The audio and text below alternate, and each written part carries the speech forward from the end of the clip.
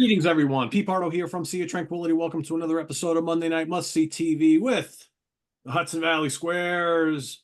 We're visiting 2004 by popular demand, albums that are 20 years old in 2024. We've each picked out our three favorites. Let me introduce the crew, top to bottom. Craig Kaminsky's in the house. Karen LaPreziosa's here. Count Ralph Tambor is in the house. Ryan, the Rock Scow, is in the house. Rob Lasante's here. Mr. Edmonton himself, Butch Jones, is here. Woohoo! Nick Franco's here. What's up? Chris Allo is here. And Mr. Rock Fantasy Steve Keeler is also with us today. What's going on, everybody? What up? What's going on, folks? Hey now. 2004, pretty good year, right? Oh, yeah. Hard rock and metal and even some prog stuff. Yeah, it's amazing looking over all the albums and like some good shit this year. So we've each peeked out three. We'll do one trip around, then maybe we'll circle back for a couple honorable mentions.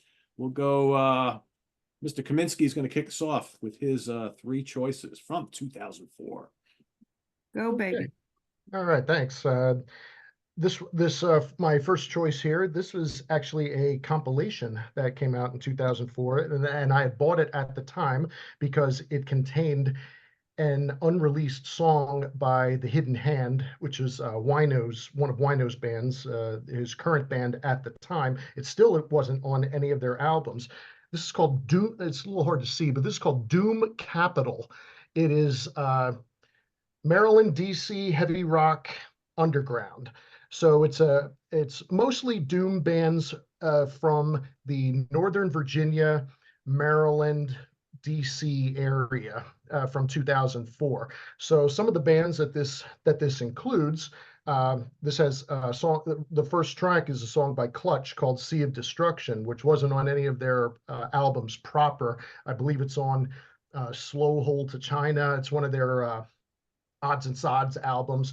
But there's some songs on here by Earth Ride featuring Dave Sherman from Spirit Caravan, and another band that he's on called War Engine, not Indian Engine, that he sings on, and lots of other bands that I'm not sure if they really went anywhere, but the songs are really cool. This whole album's available on YouTube, so just do a search for Doom Capital, Maryland, DC heavy rock underground. The whole album's there.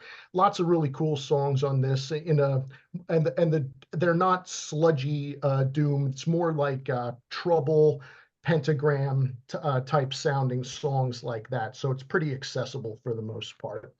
Hey, Craig, So what You guys set label that was up? that on? Did that, or did that just happen like? That was pure doom metal serendipity. There you go. All right. It's Crucial Blast Recordings that it was on at the time. But yeah, like I said, it's a little hard to see.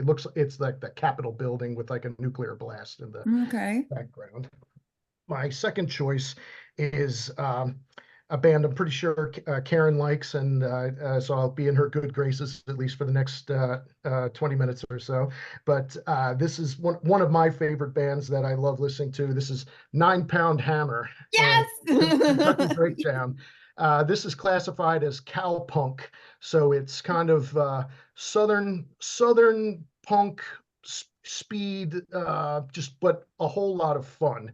It's mostly one of the guitar players on this is Blaine Cartwright from Nashville Pussy, and he sings one of the songs, but it's not his band really proper. So fast, heavy, loud with southern drawl.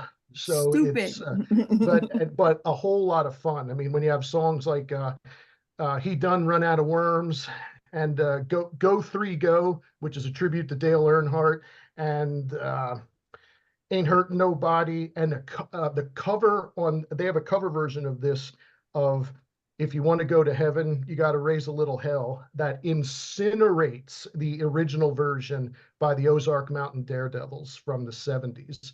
So check this out, 9 Pound Hammers, Kentucky Breakdown, whole lot of fun, and just a great album from 2004. My number one, pardon me? Cowpunk, huh? Never heard of it. Oh, yeah. Yeah. Something new. Yeah, check it And out. Good stuff. my favorite, after looking at all these from 2004, I just kind of one that I got the most mileage out of, and that I just still really enjoy playing today. I went with Probot from 2004. This is Dave Grohl's sort of his version of Santana's Supernatural, where he plays drums and guitar on every song, but has different vocalists of heavy underground singers doing the songs. And it's a really lot of notable singers. I mean, Cronus and Max from Sepultura, Lemmy, Wino, Snake from Voivod, King Diamond, and even there's even a hidden Tom G. Warrior. There's even a hidden song on here that's sung by Jack Black, which is called "I Am the Warlock," which is actually pretty decent for the most part. But it's on Southern Lord Records from 2004 and Probot. It's and the artwork here done by Away from Voivod. So check this out if you haven't by now. In the last 20 years, you have to check this out. Probot. Cool. All right, Karen, over to you. Okay, I'm gonna start with the obvious one. Okay, so 2004 was a weird time in my life and my musical life. I was recovering from the loss of my record collection, was decimated, gone, and I was still into garage punk and psych, and getting back into metal. And I got back into metal with Electric Wizard and We Live. Okay, so We Live sounds to me like one of those biker movies that's soaked in acid from like this early 70s, late 60s. It's heavy. It's like you're getting hit constantly with a baseball bat to your head. I love it. I love it.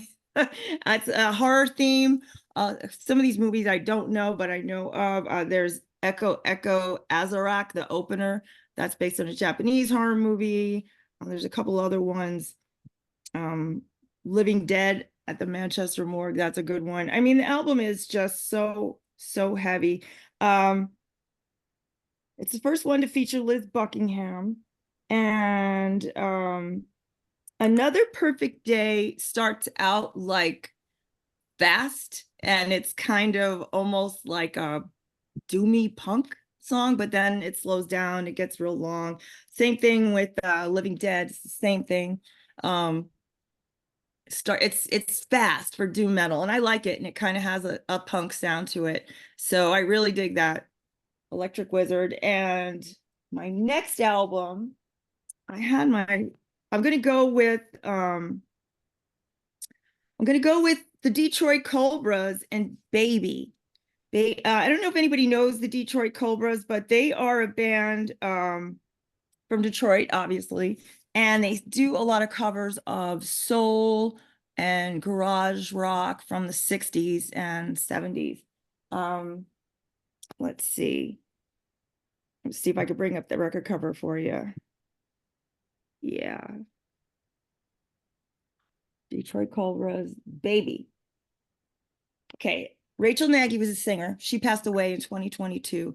She had a smooth, sultry voice with a little bit of rough around it, but it was perfect for what they were doing. They had a really cool guitar, like that lo-fi guitar, garage sound was perfect.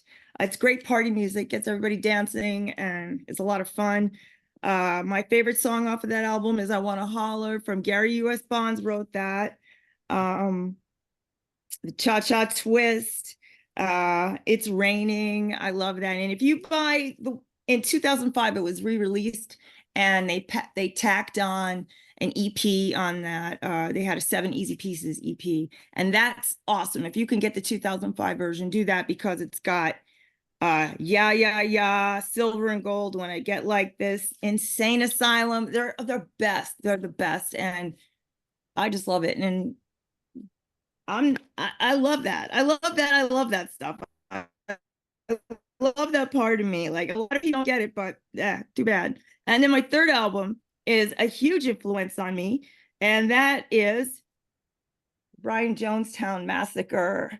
Tepid Peppermint Wonderland. Now, this is a compilation album, but it has a lot of rare tracks, a lot of re-recordings, because a lot of it was from demos and some live records too. And if anybody wants to get into the Brian Jonestown Massacre, they are a psych band.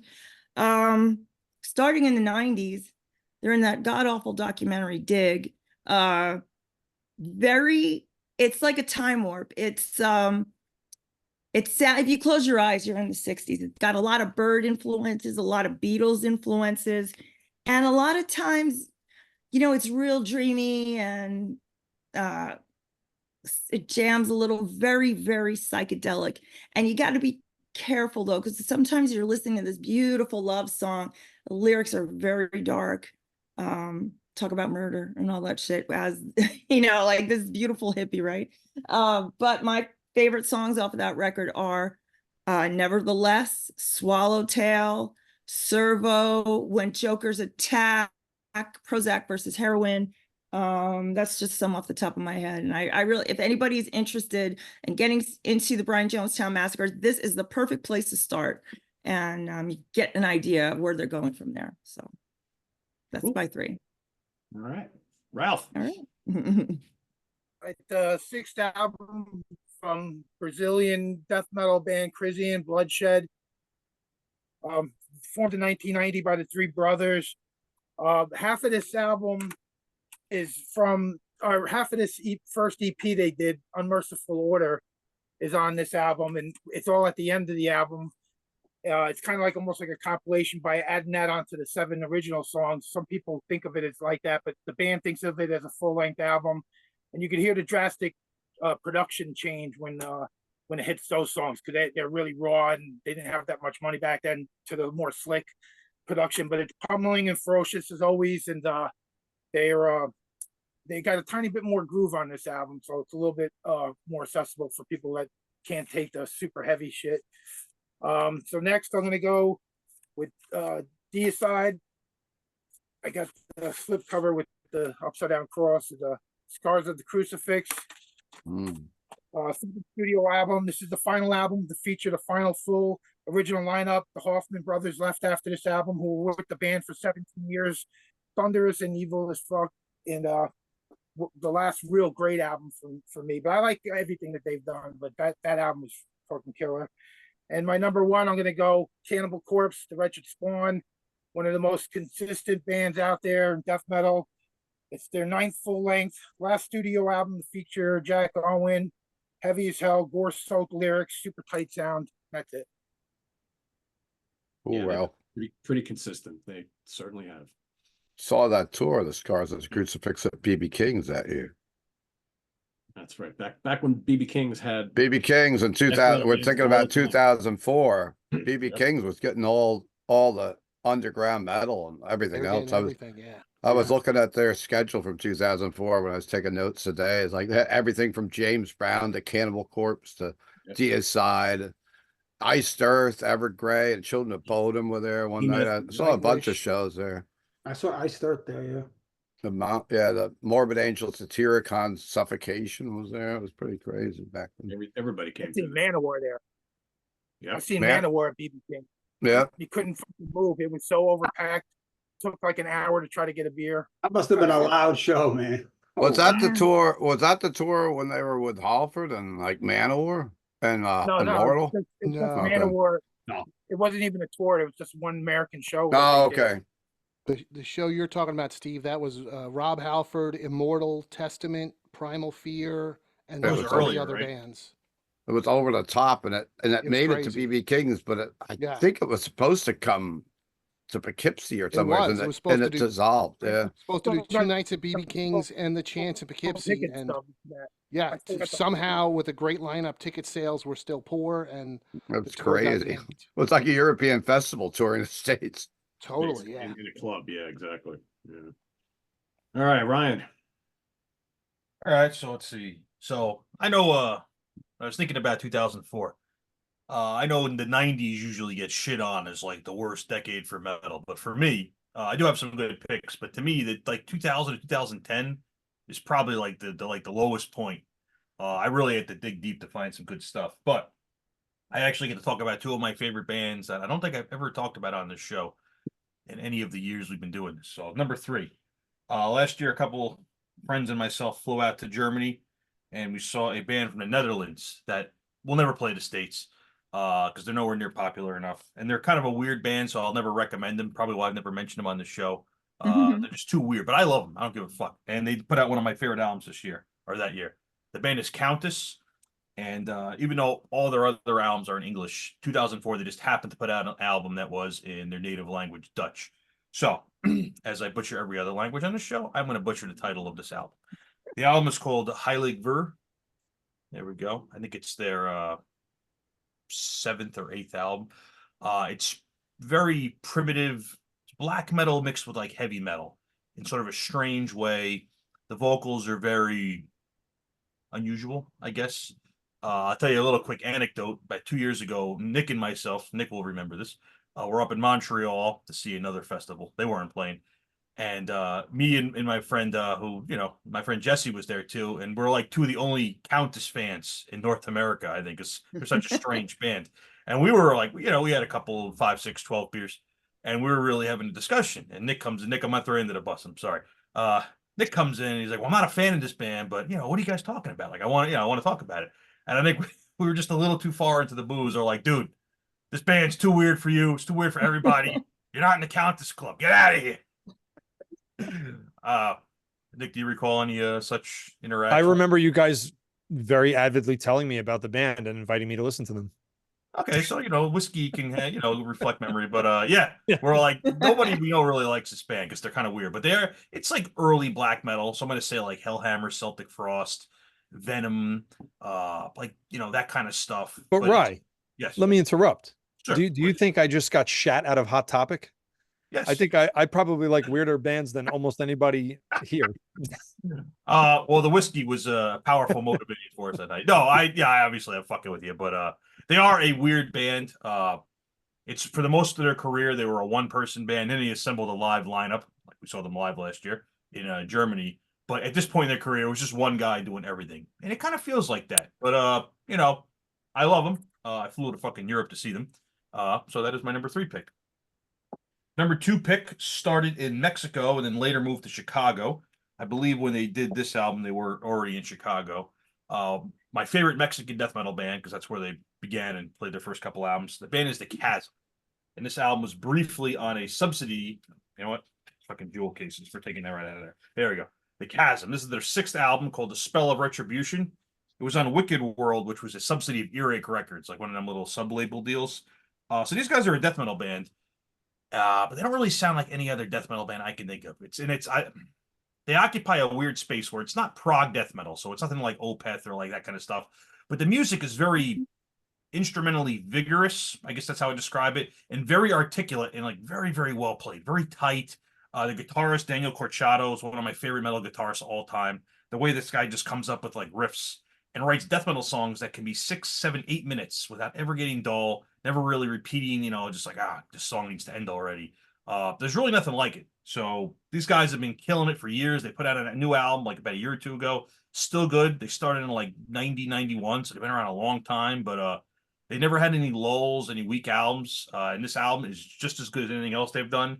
Production's maybe a little better because they probably had a little more money since they were working with Earache. But otherwise, just articulate, interesting, well-played death metal. They like to put the vocals away for a bit and break out these long instrumental passages, which works. And it works. It's not like it doesn't hammer the fuck out of you like a band like Cannibal Corpse or Chrissy, although I love that too. It's almost like like if you think of like Hallowed Be Thy Name by Iron Maiden, you have the whole section with vocals, then Bruce stops singing and they go into that whole section with, the lead guitar and where it speeds up. It has that kind of feel to it where it takes you on a little journey, which for a death metal band, that's not common. Not a lot of bands do that. So, and these guys do it, I'd say probably better than any other band that might come to mind for that. So the Chasm is my 2nd band. Daniel joined joined Incantation for an album cycle. Yeah, Diabolical Conquest, I think, which I think, that's my favorite Incantation album. That was probably, I want to say like 98, 99. So right when the Chasm was still going, but yeah, he took a little detour to be in the Incantation too for a while. He's got some other bands. He has a regular heavy metal band where he does clean vocals. He keeps busy. Phenomenal guitarist too. I've seen them back in the 90s. Yeah, they didn't play for a while because I know there was some other issues going on. And then they finally started touring again, and I was able to see them. I saw them once many years ago, and then within the last like 6 years, I saw them 4 times, which was awesome because everybody I knew from Chicago was like, the Chasm play every week, and they're like fucking incredible. We see them all the time. I'm like, come out to New York, and they finally did. Those guys used to play all the Jack Koshik Metal Fests. Yeah, out there, Milwaukee out Metal west. Yeah. Fest, California Metal Fest, Jersey Metal Fest. They definitely were road dogs for a while, but it was like right at the point when I was going to shows, but I didn't have the money to like travel for places. So like, well, if you're not like within the tri-state area, but the Jersey one was like one of the few times I saw them back when, but yeah, they were always playing the Midwest, and I'm like, Yeah. come out here. So finally they put some shows in out here. And my number one band is my number one favorite album from 2004. We're going to go up to Edmonton, Canada. That's where we're going to stop today. That's we're going to end our trip. One of my favorite bands I don't think I've ever talked about.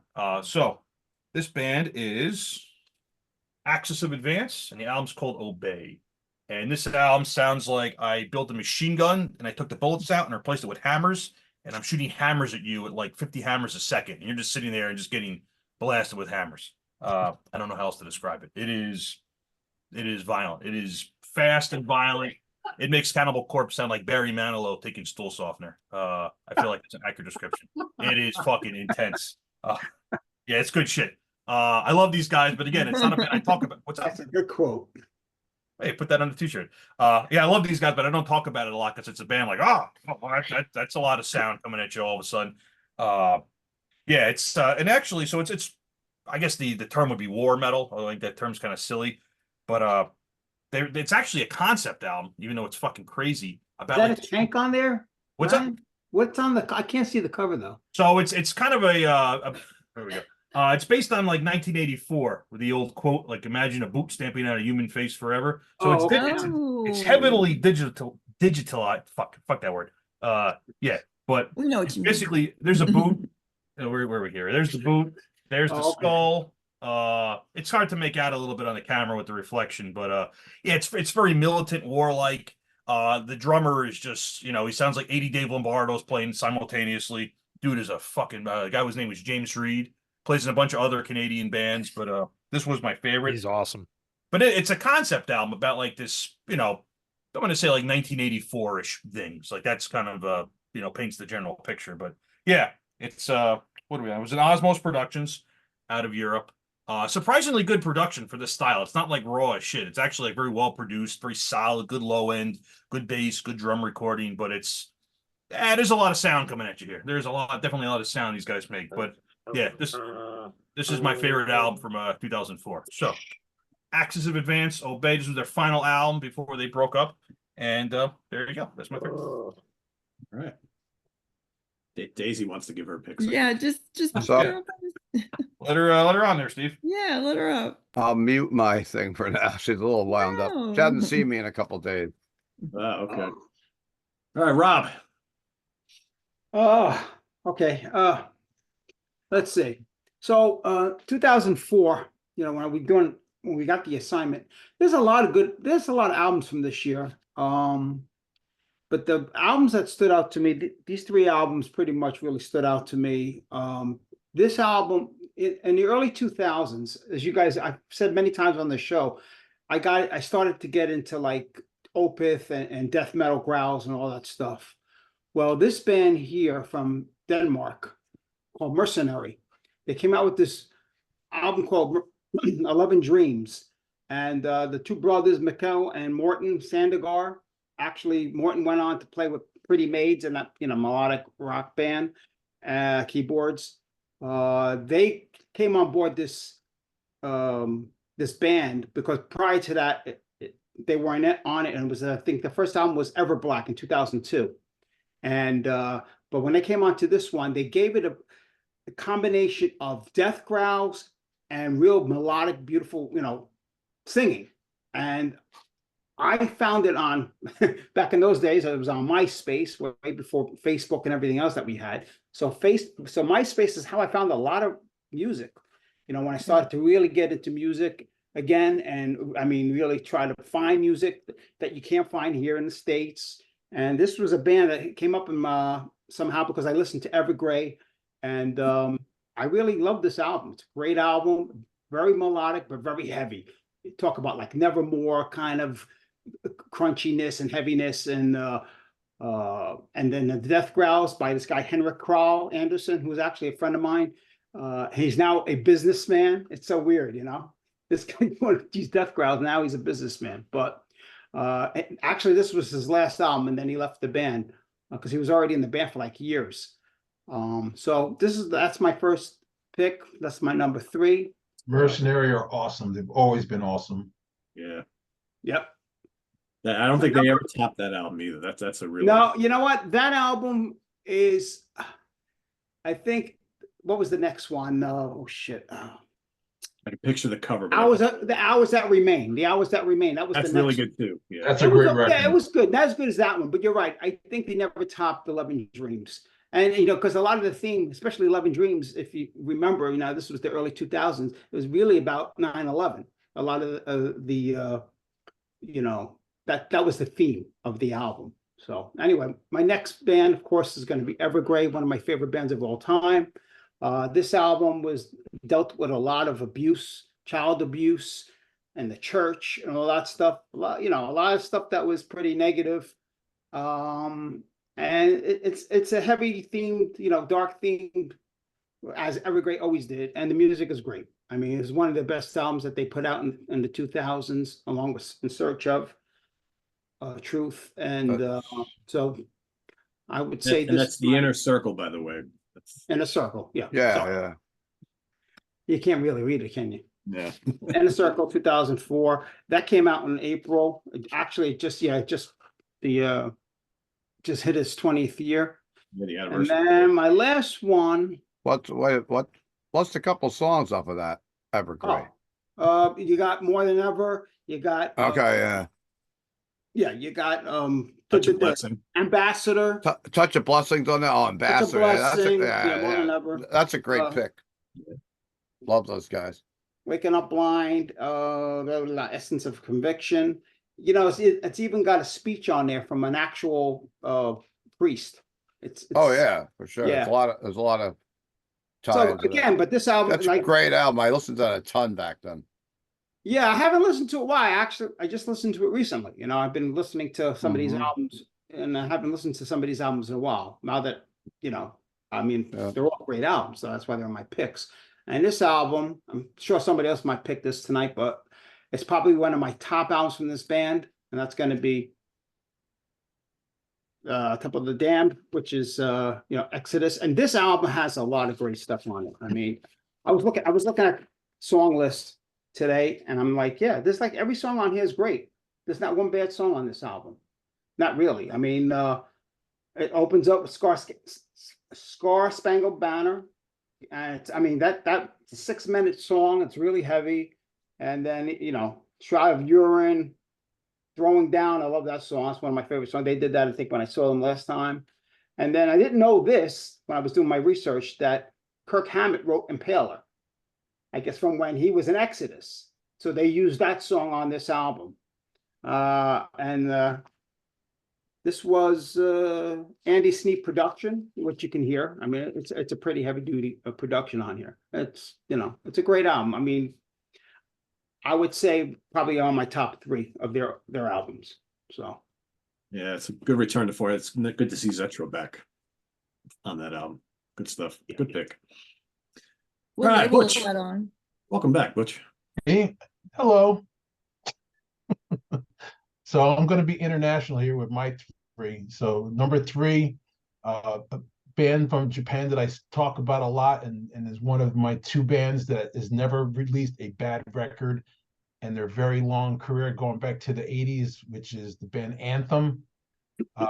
Eternal Warrior from 2004 record just fucking smokes. If Loudness is the only band that you know from Japan, and obviously anyone that knows me knows that I'm a humongous Akira Takasaki fan. I love Loudness, but it almost pains me to say, but Anthem has been way more consistent than Loudness could ever wish to have been. Anthem just kills, man, and that record is just awesome. It's aggressive, it's very heavy. The guitar player I've talked about a lot because I can never pronounce his name, and I always practice trying to get it right. Akio Shimizu. Man, I mean, if you took a guy from Japan and rolled together like George Lynch and Edward and a couple other guys from the 80s and rolled him into a ball, that's him, man. That guy is a riff machine. He's just awesome. So yeah, the anthem Eternal Warrior is easily my number 3 of '04. Number 2 is Ice Earth, the Glorious Burden. Easily my favorite Ice Earth record. Ripper Owens destroys on that record. Is just phenomenal. So you go from Japan to Pennsylvania, I guess you'd say. And then my number 1 is a band that I don't know a whole lot of people besides myself that ever mention them. And I'm glad that I got to see him with the original singer back around this time too. The band Nemec from Denmark. Nemec's the Audio Injected Soul is my number 1. There is nobody that sound like Nemec on their first 2 records. They use technology, making all the. I mean, if you listen with headphones on, the stuff swirling, coming in and out, and left and right, you're like, "What the fuck is going on?" It's so heavy. They are so cool. That was easy. That was easily my number 1. And I always do these lists going by the albums that I listened to the most from that year. And I listen to all 3 of these records all the time still. Yeah. So they've never left me. It's not like I listened to them then and I don't listen to them anymore. This is easy. And if you don't know Nemec, I'm telling you, try anything from this record. Like I said, the Audio Injected Soul, or their debut record was the Mechanical Spin Phenomena. Both of those records, man, just kill. Which I know you remember. They, for like about a 3-year period, they opened up for everybody in the New York area. So like if you were out seeing shows, you couldn't miss them. Yeah. I thought they were going to be one of those bands that was going to really break big, and then they had like lineup changes, and then they were never the same. They lost the singer, and then Guillaume from Scarve came in, and he died, unfortunately. So rest in peace, Guillaume. And now the original lineup from those first 2 records that I'm talking about got back together this year, and they're doing some festivals during the summer over in Europe someplace. I wish I could see that. I know that they'll never come here, but I wish I could see them. And yeah, like you said, P, I know that I saw them open for Meshuggah at the Chance. So that was a dream for me. I saw them with Meshuggah, with Lamb of God, with Soilwork. I mean, they were on like every tour. Yep. Oh, if they played that Meshuggah show, I saw them too, because I remember that show. I was at that show too. Yep. They're a band that no one ever, I mean, not plugging the stupid butcher shop thing, but that's one of the reasons I even made that whole thing, is that I could take bands that I love that I know people don't know and kind of put it out there and let people try to check them out, But there are such a, I mean, and they're so in line with so many other bands that the masses like in our world, but yet they've never heard of them before. And that's a shame. Yeah, sure. All right, Nick Franco. What's up? What's How's everybody doing? Good. All right. Sorry. All right. So for mine, I had a little bit of conflict with this. I'm deviating. A couple years ago, I did a best of 2004 with Bryce, and we always say with these lists, sometimes you go back in a few years and you feel differently and things like that. So yeah. So this is partially that is partially the case here. An album I omitted from that video is my number 3, because I guess it's, in the intervening years, I've realized how much this band means to me, because I'm actually going to finally get a chance to see them for the second time. I only saw them once, and it was a really long time ago, and it's a shame because they're incredible. And that band is Dismember from Sweden. This to me is the, I always call them the Iron Maiden of death metal, because their guitar player David Blomqvist is an Iron Maiden worshiper, and his guitar style, it really just reminds me of if Iron Maiden played death metal. And their 6th album was called Where Iron Crosses Grow, and it was released in 2004, featuring Matty Karki on vocals, one of the best death metal vocalists on the planet. The man just sounds possessed every time. The aforementioned David Blomqvist on guitar, with Richard Cabeza on bass and Fred Espy on drums. you know, if you like your death metal with a lot of melody without sacrificing the brutality, I like that they don't use blast beats or anything like that. They each song, like the songwriting is extremely important, and you know, but it's just it's right for your throat, but it's full of melody. So if you can imagine being stabbed to death with a velvet sword, that's what it reminds me of. And and yeah, Interesting. yeah, that's the way I'll put it. But you know, you have highlight tracks, the title track, Me God is another one, Where Angels Fear to Tread, Children of the Cross. These guys, they're very underrated. They did not tour the United States a lot, so they probably, you know, everybody knows, everybody's heard of them, but they are just one of the best, man. They didn't get groovy the way a lot of like the classic Swedish death metal that we all grew up with, whether it's Entombed, In Flames, Dark Tranquility, all I would say got, you know, way more melodic and experimental and partially, well, then In Flames went off the deep end into like new metal or whatever. But Dismember didn't release a lot of albums, and they haven't released an album in a long time, but they're playing shows again, which is great. So I definitely got to. They toured for that album. I seen them in New Jersey with Crizzy. Yeah, I think that's the tour. That's the tour that I went to. Yes, and I saw them that year with our friend Steve Keeler. Was I at that show with you guys? I don't remember. No, it was in Ohio. It was a yeah. Oh, that's you told me about that show. That was Brave Words, Bloody Knuckles, Catatonia was there, Doro was there. I think Catino was there, right? He might have been out. We didn't know him yet then. I didn't know him at the time, yeah, but yeah, that was in Cleveland. Weren't you guys eating like Vienna dogs out of like a can or something? I remember Steve telling me some stories. What were we doing? No, that's New England. That's those little Vienna sausages out of a fucking can. I was not doing that. That wasn't me. No, I'm not saying that was another person we know, and that was Massachusetts. Somebody told me something. That was another fest. Someone ate a lot of those little Vienna sausages, and they had a gastronomical emergency. Yeah, definitely. I wasn't involved with that one. Yeah, that was halfway through a typo negative set. It hit them like a 9-pound hammer, I guess. But that's the one you took that Doro cut out on a road trip, right, Steve? The Yeah, one you Steve signed in Rock Fantasy. Well, yeah, because that was at the Brave Words, Bloody Knuckles, and she was one of the headliners. Yeah, she was a headliner. That was taken outside of Alice Cooper's no longer there restaurant, Cooperstown in Cleveland. So yeah, because Doro was doing like an acoustic set, but me and Scow had just missed it because we ended up going to the Rock and Roll Hall of Fame and the Pro Football Hall of Fame on, I think, the same day. That was correct. And Scow actually liked the Pro Football Hall of Fame better than the I would Hall of Fame. It was a nicer place. He doesn't even watch football. What can I say? It was a nicer place. It was cool. That's easy to do. Yeah.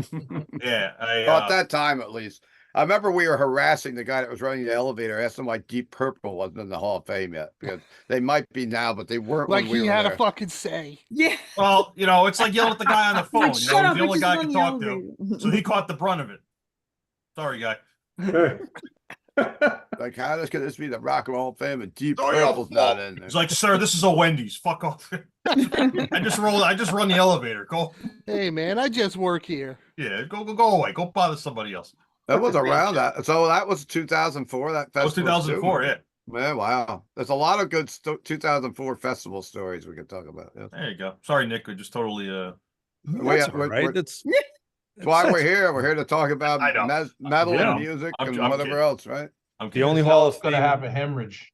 The only Hall of Fame you need to worry about is the Hockey Hall of Fame. It's the only one that matters. That wasn't in Ohio, though. That was not Ohio. Toronto. No, it's not in Ohio. I've been there too. Toronto was not Ohio. Shut up, killer. There. Okay. So my second middle album here, the second best one, I'm going to go with a band that Butch has tried to guess the logo of a couple times unsuccessfully. I want to hear you say it. I still can't make it out. Shooter. It's Judder. Shooter. I like saying it's Judder. EER. It's Shooter from Oslo, Norway. It's Don't Shooter, get I it know. wrong. Don't They get it just twisted. shudder. What's the name of the band? Shooter. It's Judder. No, it's not. Yeah, it is. It actually is. It actually is. It actually Shooter? is. Wow. Yes. Shooter? Shooter. I'll give a separate tutorial later on how to Yes, say you that. Bring it closer. Bring it closer. Bring it closer. There's no umlauts. Not going to help. Yeah, it ain't gonna help. You can zoom in all you want. It ain't gonna help. It doesn't How do look you like. pronounce it? There's a T. Yes. Starts with a T. You gotta put on your Yes, You gotta put on your blue and red metal logo decipher glasses. Like, That's I can right. see it now. I can read it. I can I ain't read got it. time for that. It's like the magic guy painting. It's a sailboat. I see a He is silent. A schooner. It's two syllables. schooner. Everything is silent. Yeah, exactly. Everything Every is letter. silent. It's like silent. That doesn't look like Shooter. Well, at least the name of the album is Desert Northern Hell. Everybody can comprehend that, right? Yeah. Yeah. No.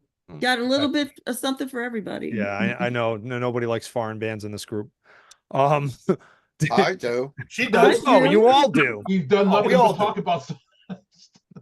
Butch just said the name of a 1980s motorcycle for one of the band members.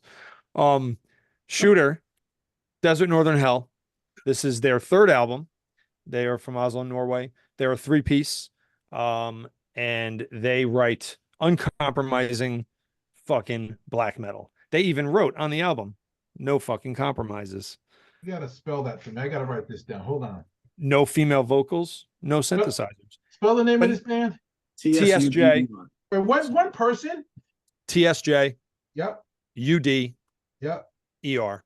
I was missing. And I think you probably, it's never going to be like a band you want to listen to every Yeah, day. I'm Butch, not but gonna like them. no, but I do think you won't hate it though. It's I'm like, if you ever enjoyed Hellhammer and Celtic Frost in their early days and Old no. Bathory, Those are not Butch No. bands. then stay away from it. No, Yeah, but, I'm gonna Avoid. say it's a Yeah. cool name though. I will give them that from the spelling. yeah, no, they're excellent musicians. You know, they want this brutal style. But what I like about Shooter is that at a time, you know, when this came out in 2004, black metal was at its probably commercial apex with bands like Dimmu Borgir and Cradle of Filth and all the symphonic stuff and the female vocals and all of that.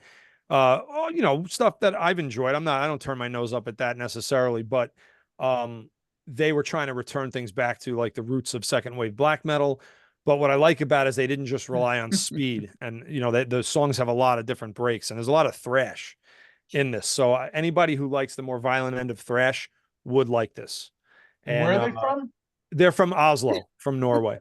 So what would be awesome if they were hockey fans and that's why it's called Shooter, but with the weird spelling? That would be fucking great. That'd be pretty cool. I'll work on that with Now them. you're I'll let them thinking, know. Butch, they'll come out in Send an hockey email, let 'em know. masks. The singer's Connection. the singer's brother was like a skier or something, I know, Olympic skier. So there's Alright, that. so it could be. Okay, There you go. angle, There you all go. right. So yeah, so this one, they really there was no weak moments on this thing. It's balls to the wall, fucking great. You know, highlight songs if you want to know: Ghoul, Lord of Swords, Mouth of Madness, and the 11-minute long Morbid Lust. And somehow they write a song in that style that doesn't get boring. It's like really good. It's not easy to write songs with a heart and spirit of like old Hellhammer and make it, you know, like where it's really moving along. But they do it. They're really they have a songwriting acumen that really just probably spans way harder. Wait a minute. I'm looking at pictures of them now. I'm out. Oh, the Spikes. Just the makeup. And everything. Oh yeah. Fuck yeah. That's Dude, the good stuff. That's the good stuff. Listen, they're screaming in the woods. This is what I love. I will never get tired of that. Black and white, screaming in the woods, snow. Fucking, I love it. Talking They my bring it. language. Butch Talking my doesn't language. even hear a note. They're amazing. I don't. And the Yep, production. I saw them. I'm out. You can hear the bass because there's only a 3-piece. You can really If you hear were the- in those woods, you might feel different. Yeah, you're right. No, I'd be like, dude, let's Running go. for your life. Take Take a picture me. of me. This is some high quality shit. It's the kick in the ass that black metal probably needed. And Shooter doesn't get enough respect even within black metal. I don't know why. But to me, I can tell you why. they're fucking incredible. I saw them in Maryland Death Fest. They fucking melted the place. What year was that? That was 2000. It was either 15 or 16. It was the year that was it the year Samuel played? I don't remember. Yeah, but it was they absolutely fucking slaughtered the place. They're so goddamn good, it's ridiculous. I just So that remember, easily- for some reason, I didn't watch that set because I was fucking off doing something, and you did, and you came out of the place looking like you just were like 80 kids at 80 Christmases. You were Dude. just fucking beaming ear to ear. They're fucking amazing. They're That just- I it's remember. like- I remember that very well. Yeah. It's like if you took like early Slayer and just like gave it cocaine and fucking kicked it in the ass and said go. I think It's early Slayer needs cocaine, but I like. yeah, look at that guy. Look at that guy. He's in the woods right now. I interviewed him. Great guy. Very Well, nice. Dick, I just looked him up. It has nothing to do with hockey, so that's definitely not part of it. No, not at all. No, nothing to do with hockey. I like Lighting that. crosses on fire, you I like know? that. Yeah, they like burning stuff. Yeah. It's Well, it's hilarious. cold in Norway. You got to keep warm. So. Don't Yeah. all guys like burning stuff though? I mean, don't Yeah. you You're all right, you're like right. doing that? Burning Well, stuff. right. Basically, if you don't like Shooter, that's what he's going to tell you right there. Yeah, fuck Yeah, you. I Yeah. understand that. I get it. He's a cool dude, man. He's got a couple cool dogs. He's brews beer. He's a cool guy. Very, very low key. They're super nice sounding guys. Like that's the funny part of it. Then they go on stage and it's like, holy shit. Yeah, it's a job. Yeah, man. They bring it, man. They bring it. So that brings me to my number one. Now this is a double album, so I'm getting a twofer here, but I don't care.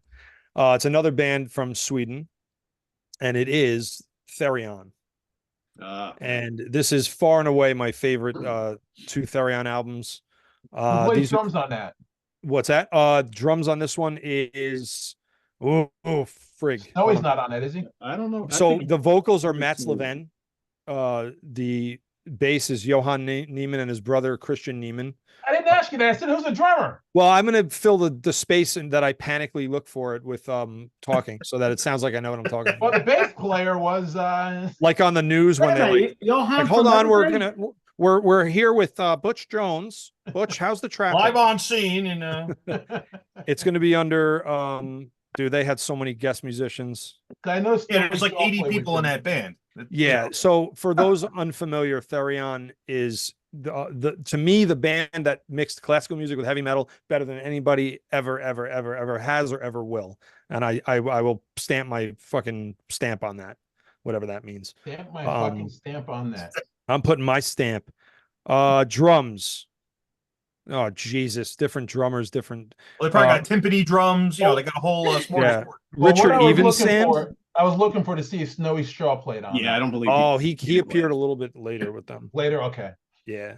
So Therion is a band that began as a brutal death metal band, and somewhere in the mid '90s, Christopher Janssen, the main composer and guitarist and songwriter, decided that he has a love of classical music as much as he loves classic metal. So he started mixing the two together, and he did it in a way that gives both styles room to breathe together. And I mean, like, I've never heard it done better than on these two albums. So the two albums are Sirius B, like the star, and Lemuria. And these albums were released together on May 24th, 2004. And holy shit, catchy.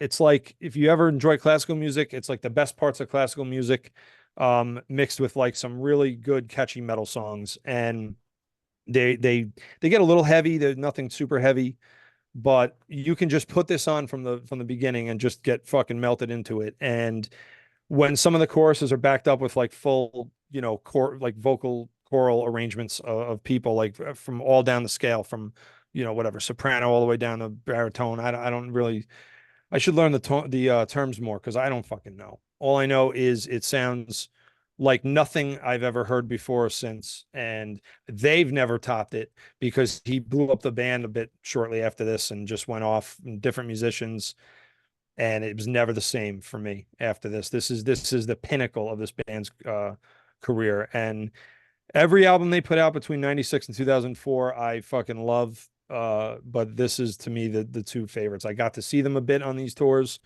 They played the Chants in Poughkeepsie somehow with like 5 opera singers, the whole I don't know, and most of it was on backing tracks like the orchestra parts, but they rock and kick enough ass that you're headbanging away. I can't recommend this enough. Therion is the fucking kings of this kind of metal, proggy orchestral metal, the best. So Richard Evensand, did you say that? he was. Yeah, it says he's on drums for he is the drummer for both albums. Yeah, it just says track 7 on one, but whatever. They had a different live band anyway. What year did they play the Chants? Man, now you got me. I wasn't there. I gotta look it up. I think because I think was they it played 6? BB King's 2006. That's where I saw him. It was the same tour. Yeah, you're right because I went to both places like a psychopath. Yeah, 2006, 2007, something like that. And Christopher Janssen stood outside and talked to us for like very, very approachable 3 hours about how all he had to eat was French fries, and he hates touring America. But But yeah, they go down to Latin America, they're greeted like fucking kings, because then people down there, they know what's up. Yeah. Because they're starved for people to come see them. Yeah. Now they got some of the most lively metal scenes you'd ever They imagine. do. No, I'm not saying that they don't. Yeah. I'm just saying that there's just like Japan. They're starved to have Western music come there, and they come there and they treat them like kings, so they continue to keep coming back as opposed to here. Like you guys always talk about the bands.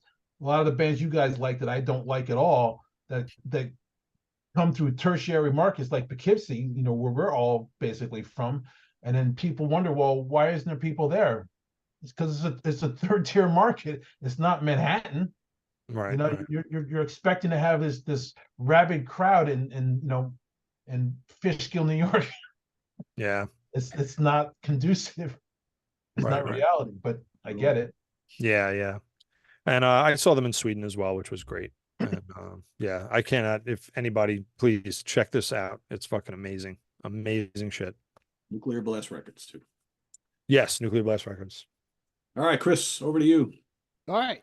Yeah, I was late in getting the assignment, so I didn't really have a chance to re-listen to anything. And yeah, 2004 was a really big year. So I was like, all right, you know what? Fuck it. I looked at the list and I'm like, I'm going to talk about the records that I remember because I had really good experiences with them. Because 2004 was a big year for me. I was writing for like 7 or 8 rock magazines a month: Circus, Metal Edge, Metal Maniacs, Pit, fucking magazines all over. And so my first pick, the one that jumped out, was Dio, Master of the Moon. I remember not the greatest record. I liked Killing the Dragon more. I know Butch only likes the Vivian Campbell stuff. No, cool. It's not true. I just hate Craig Goldie. Gotcha. All right. Well, I remember going down to the city, meeting Wendy Dio and interviewing Ronnie James Dio for like 40 minutes. Nice. I was the end of the day. And yeah, I've mentioned this story before. The interview ended. Ronnie was going to play a show and I had to pee really bad. So I ran to the restroom and I'm standing at the urinal, and 2 seconds behind me, Ronnie James Dio walks in and he's like, "Fancy meeting you here." And he comes up to the urinal next to me. And I just remember thinking, Jesus, like 13-year-old me, if he knew that I would have my pecker in my hands while the Ronnie James Dio was right next to me with his pecker in his hands, I was like, wow, that's a crazy thing. That'll never happen. That's some bonding right there. That is some bonding. I'm wondering what the 13-year-old you, why would you be thinking that?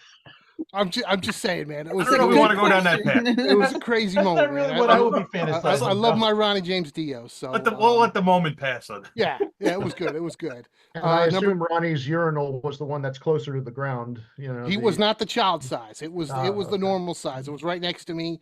It was in like Sony Records or some record company, but it was a small bathroom. And yeah, Ronnie. Nice watch, Ronnie. That's a nice watch you got there. I did back up a little bit just to peek, but it was dark. Wow. You tell. Come on. You looked at it. Listen, man, it was Ronnie James Dio. We're going down that path, I guess. There we are. I want to go down that path. I had to. It was Ronnie. Number 2 was Danzig, Circle of Snakes. I'm a huge Danzig fan. This record was really good. I remember going to the city and interviewing Glenn Danzig on his tour bus. And I was really nervous because I'd done phone interviews with him, but I hadn't met him in person. I heard he could be a dick. He was super cool, man. I brought Misfits and Sam Hain and Danzig records. He signed all my shit for me. And then he was like, hey, he was yelling for Doyle from the Misfits because Doyle was on the tour bus. He's like, hey, come sign this kid's stuff. So he came back. Doyle was signing my shit. And like the bunk in front of me from where I was standing was Doyle's girlfriend, George, who was Gorgeous George from World Championship Wrestling. Yeah. And as I'm leaving, like, I take 2 steps forward and she's there in the bunk and she had like a TV screen in her bunk and she was watching a video of herself masturbating. And I look at her, she looks at me, Glenn and Doyle look at me, and I look back at them and I'm like, all right, guys, I gotta go. I'm like, this got weird real quick, and I ran out of there. But they were cool. They signed my shit. You ran out when you watched her, but you stood there with Dio. Yeah. Well, listen, it was kind of weird because her husband was there, and I was just like, I don't know, man. It was weird. I guess I felt a little closer to Ronnie than Gorgeous George from World Championship Wrestling, but it And, was weird, man. It was weird. And of course, that was the Macho Man's ex-wife. Yes, correct. That's because he was like, that's Randy Savage's ex-wife. Doyle was like, "Oh, this is my wife, George," and I'm like, "Oh yeah, dude, I'm a wrestling fan. I know who she is." But yeah, that was a funny, weird story. And then my last one, same year, right around the same time, was Nightwish.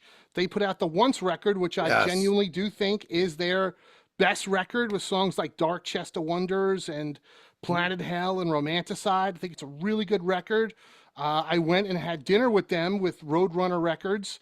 They came to America for a handful of dates, and I remember having dinner. I was sitting across from Empu, the guitar player, and Yuka, the drummer. And Roadrunner has a budget. I know the publicist was going to get mad if it was a big bill, so I ordered the cheapest thing on the menu, which was a cheeseburger and French fries. And little Empu, he ordered fettuccine Alfredo. So it comes, and I'm like, I grabbed the waiter. I'm like, "Hey man, can I get a bottle of ketchup?" And he's like, "Sure." So he brings me the ketchup, and I put it on my burger and fries, and I put it down. And Empu goes, "Oh, ketchup, great idea." And he grabs the fucking bottle of ketchup, shakes it into the fettuccine Alfredo, and grabs a fork and starts swirling it in. I'm out. And I just looked at him. I'm like, holy shit. I was like, I've heard of this happening. I haven't. But now I've seen it in real life. That. No, It was I'm gonna crazy. delete that from my brain. That's I was disgusting. thinking, well, if you Many wanted, people I just didn't, threw up in their mouth right now. I didn't say it, but I'm like, man, Well, if you the wanted Italian- marinara, just fucking order marinara. Right You on. fucking savage from Finland? What the fuck? You're making my stomach turn right now. It was crazy. Yeah, really. Chris, But yeah, How long till the police came? oh, it was crazy. He was arrested. I assume he was He arrested. should've On the fucking floor. I mean, it was crazy. It was crazy, Nick. And not to make the story longer, but I remember that's literally when the band was breaking up, because they did a bunch of dates, and the publicist told me like 2 days later, she's like, "Well, it's a good thing you saw them in New York City, because they are never coming to America again." Wow, I remember she's this. like, Oh. she's like, I probably mentioned it to Steve. She's like, Marcello, which was Taria's husband, like fucking blew a gasket when he came to BB King's, thinking they sold out like a big theater and it was a fucking club, and he lost his shit because he's like, "We play huge venues in America," but the rest of the band was like, "Yeah, asshole, we're never going to break America unless we actually come here." And yeah, that was the start of the breaking up of the band. But those are my top three because I remember those specific stories. Cool. Crazy. Chris, Steve. Chris, you got to tell us about that phone call you made me in 2004 from LA. Oh, To was that tell me there was a 2004? riot going on. That was Oh, shit, Ozfest that's right. I 2004. forgot If we could just touch on that. Right now? Just tell me that quick Oh, phone yeah, call. sure. We're I mean, talking so, 2004. Sounds like you Roadrunner know the Records story flew me- already. Roadrunner Records flew me to California to interview a bunch of their bands, passes and everything. And I was there. The headlining bands were Iron Maiden and Black Sabbath.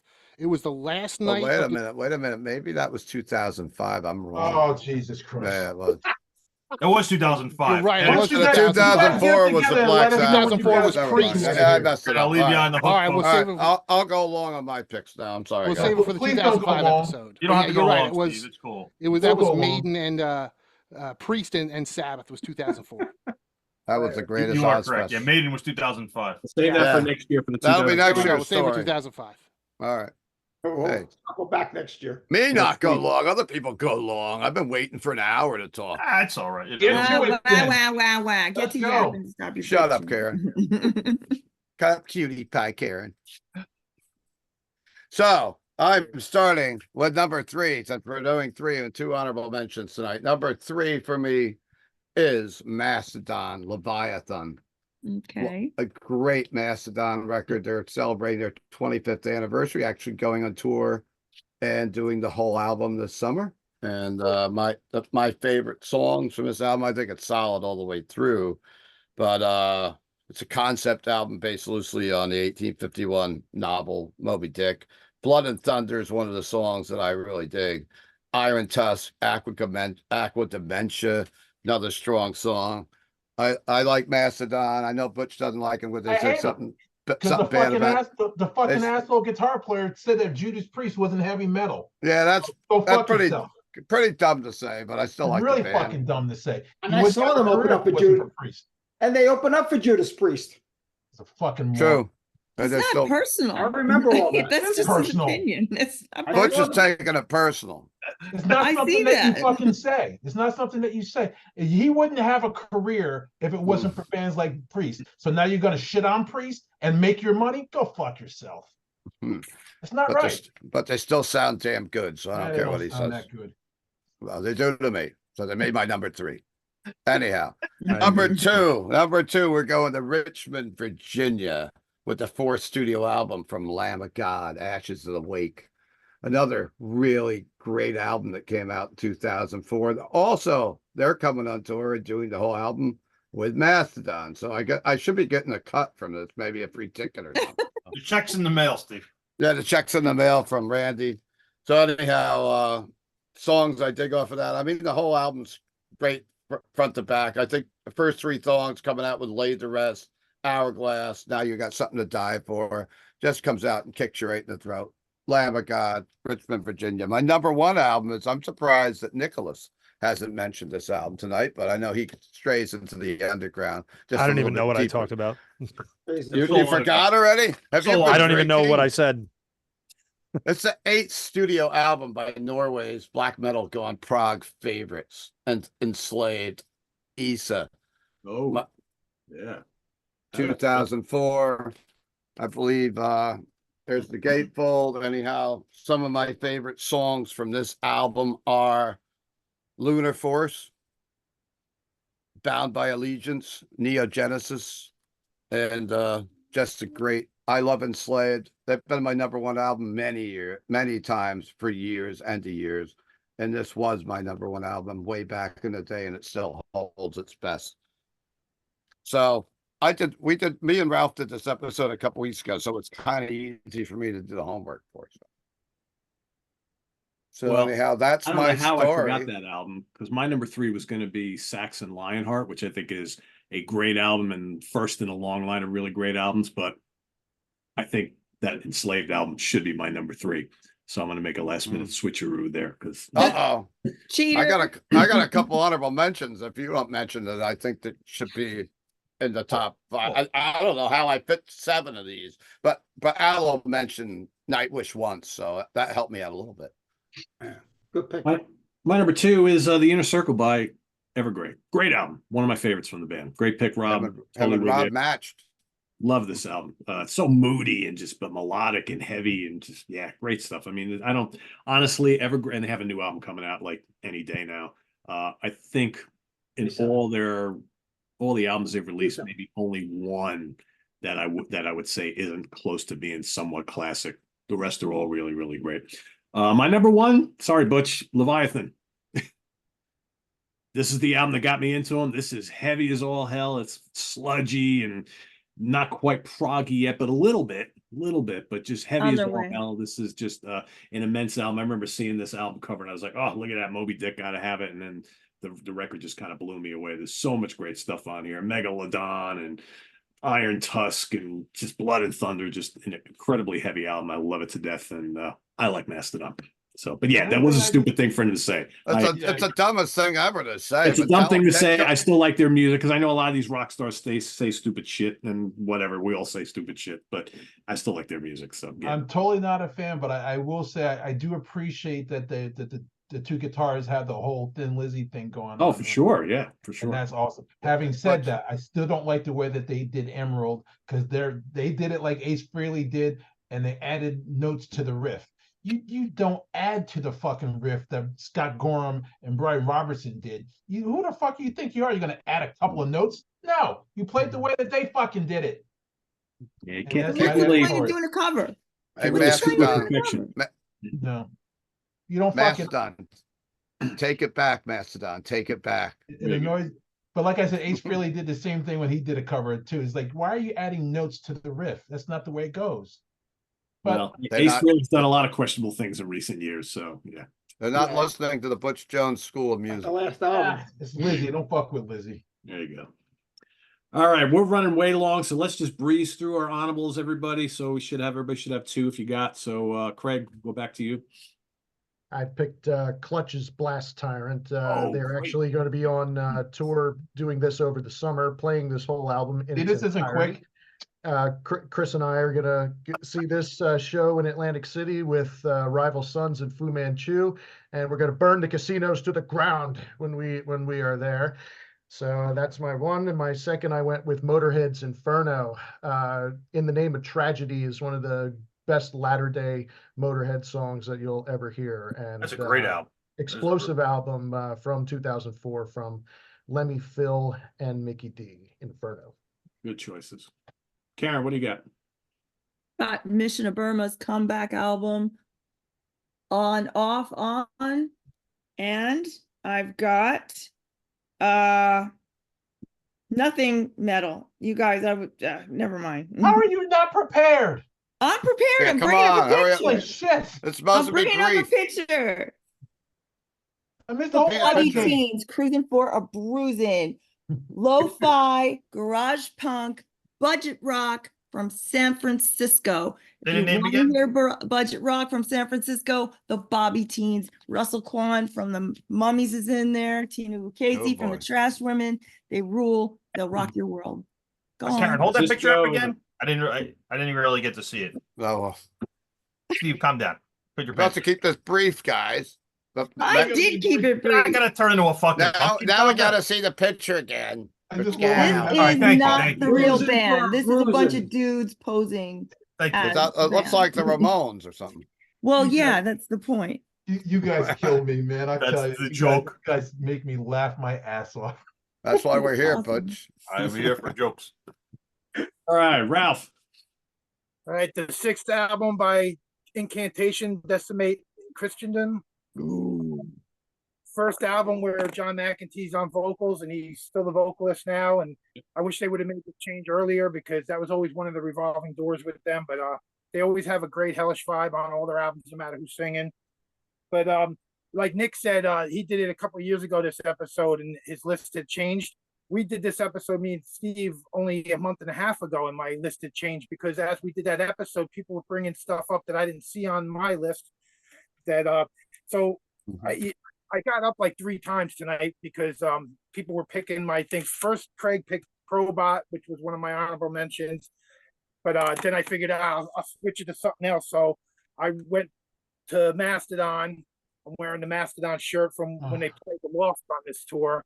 A couple months later, they were a touring player and they got huge. But then I grabbed Motorhead, and then Craig got that again. He cock blocked me again with that one. So then I'm like, fuck it, I'm not getting I was just like, I'm not. I had a whole list of the ones from the last time, but yeah, and yeah, that's it. I like it. Poor Ralph.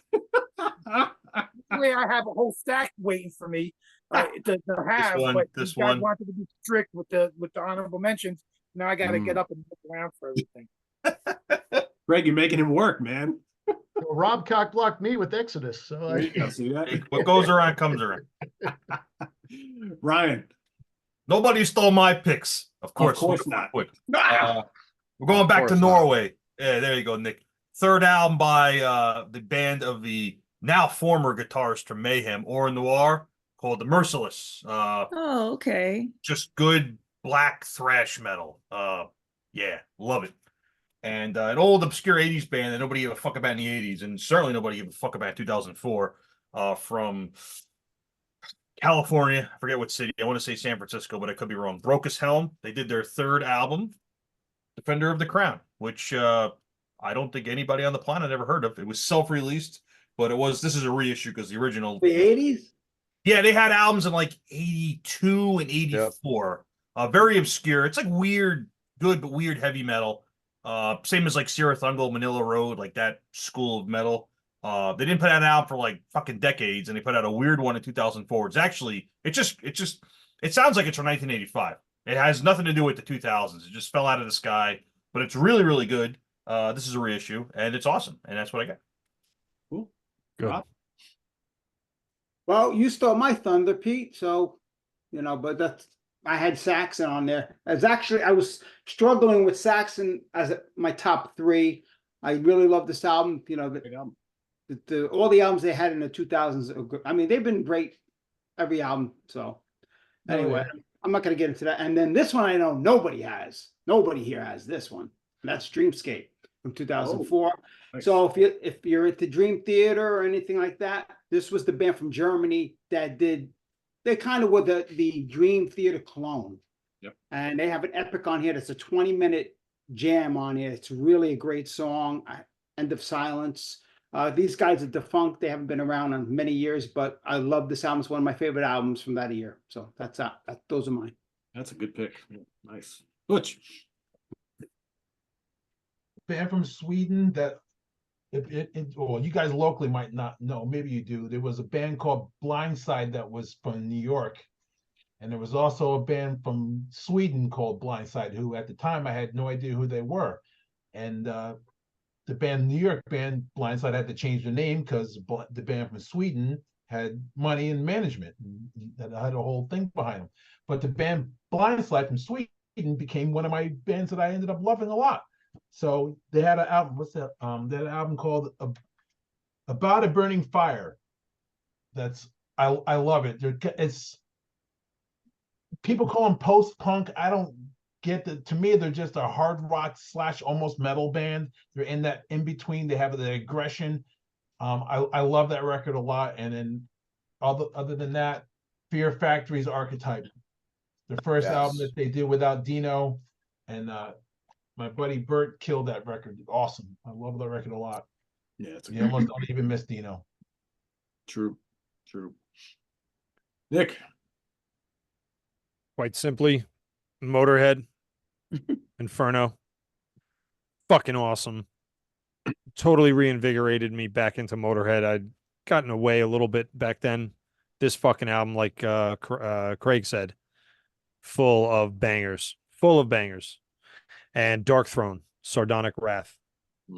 That I think is very underrated. Dark Throne album. Still black metal, but they were departing. But they have a new album out too? Yes. Yeah. Them and Deicide, right? Deicide came out this week. Yep. This week. Yeah. Dark Throne came out this week too. Yeah. Dark Throne still was bringing it. And phenomenal cover. Yes. Cool. Chris. I got nothing. I don't want to make this episode any longer. Too late. You did by saying that. The ship has sailed. All right. So I guess it's my turn again, right? Yep. So I'm going to Finland for Ensiferum Iron. It's the second, actually it's anyhow, I don't remember exactly what number, but the songs I like on it are Iron, the self-titled, the title track, rather, Slayer Light, Into Battle, and Lila Hay. This turns into, so I have to get my notes. I'm trying to rush because I know Pete wants to rush. I know how it is. Jerry left Ensiferum and formed another band, which I'm shocked that no one's mentioned tonight. Winter Sun. Winter Sun released their debut album in 2004. I think that's one of the classics of that style of metal. Of course, Beyond the Dark Sun, Winter Madness, To Battle Against Time, Winter Sun, just great stuff. And since Chris Allo did not pick one, I'm throwing Amon Amarth, The Fate of Norns into, and that's my limit. So I cheated a little bit, but thanks, Chris, for giving me a pick. You always cheat. I cheat because I own a record store. That's why I do it, baby. That's right. And I want to say Damage Plan. Damage Plan for Butch? If you're cheating, I'm throwing that in there too. Yeah, we can all cheat. What? Pete's gonna slap our hand with a ruler. Nah, I got no. Can't reach. All right, I got no rulers. I'm also gonna do We Live. Yes, thank you. Good out. Honorable. Love it. Thank you. And then I'm going to give a plug to my good buddy Chris Caffrey. Still my favorite solo album from him, Faces. Awesome stuff. This has got, of course, his Pisses Me Off song, which we all love. Oh, it's his favorite one. Man. Yeah, absolutely. It's a good album. This is a really good album. Still to this day, my favorite solo album from him. But yeah, that's it. That's all I got. 2004, a lot of albums talked about today, everybody. So if you're watching, list your favorite releases from 2004 albums celebrating 20th birthdays, 20th anniversaries here this year. And we'll see you back here in 2 weeks here on the Hudson Valley Squares. Visit us on the web at www.seatranquility.org. We're on Facebook, we're on YouTube all together. All the damn time. All the damn time. Christine Boom. Keeler, Butch Jones. Butch, what bourbon you drinking tonight? I don't think you told us. The Conic Distillery's 10th anniversary. Ah, he's One of the going best local. There bourbons you I've go. ever had. Tremendous. Mhm. Celebrating the local guys. There we go. Yes. Nick Franco, Chris Allo, Count Ralphus, Ryan Scow, Rob Lasante, Craig Kaminsky, and Karen LaPreziosa. I'm Pete Pardo. Thanks for watching, everybody. See you in 2 weeks here on the Hudson Valley Squares. Take care. Bye-bye. Go Oilers. Pete, I'll see Go you Rangers tomorrow night. and Oilers. Right, you're going tomorrow night, Pete? Rangers. I'll see you tomorrow night, Pete.